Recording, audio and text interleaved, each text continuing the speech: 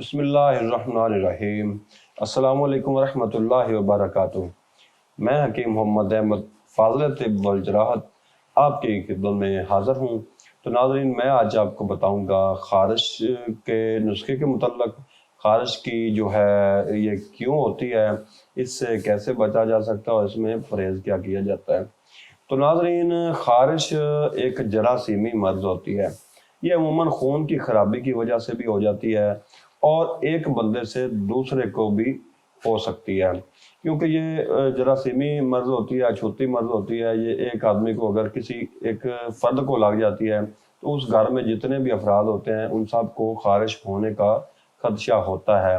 تقریباً زیادہ چانس ہوتا ہے کہ وہ سبھی کو ہی خارش ہو جاتی ہے۔ ہاں، اس میں اگر آپ کو کسی کو خارش ہو جائے، خارش خشک بھی ہوتی ہے، تر بھی ہوتی ہے، اگر خارش ہو جائے تو وہ کوشش کرے کہ وہ اپنا بستر وغیرہ، اپنے کپڑے، اپنی جو چیزیں ہیں وہ سائڈ پہ رکھے، کوشش کرے اور دوائی استعمال کرے۔ انشاءاللہ 2-3 دن میں اس کو فائدہ ہو جائے گا۔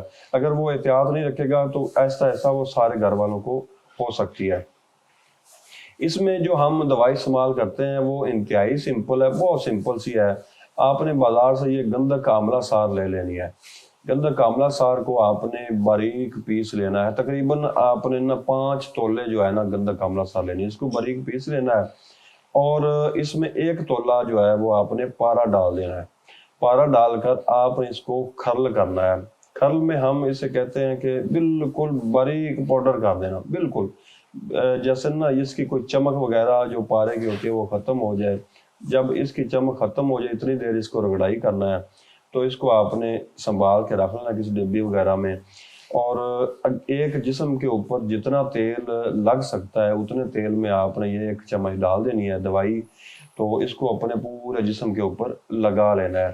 اس سے جو ہے رات کو آپ نے لگا لینا ہے، صبح آپ نے نہا کر نئے کپڑے جو ہیں وہ پہلے والے نہیں ڈالنے، نئے کپڑے پہن لینے ہیں۔ اس سے آپ کو یہ فائدہ ہوگا کہ جو جراثیمی معاملات جو آپ کے بیرونی ہوں گے اس سے انشاءاللہ آپ کو فائدہ ہوگا۔ تو تھوڑی سی احتیاط کی ضرورت ہوگی کہ آپ نے روزانہ نہانا بھی ہے اور کپڑے بھی چینج کرنے ہیں، اور دوسرے لوگوں سے تھوڑا سا کوشش کرنا ہے کہ فاصلہ بھی رکھنا ہے۔ تو اس میں جو احتیاط ہوتی ہے وہ آپ نے یہ کرنی ہے کہ تیز مرچ مسالے والی، تیز تلی ہوئی چیزیں، تیز نمک والی چیزیں اور بازاری اشیاء جو ہیں تیز مرچ مسالے والی، برگر وغیرہ، جو بھی فاسٹ فوڈ وغیرہ ہوتا ہے، اس سے آپ نے اجتناب کرنا ہے۔ تو اس سے انشاءاللہ آپ کو 3 دن کے اندر اندر خارش اگر ہوگی تو انشاءاللہ آپ کو فائدہ ہوگا۔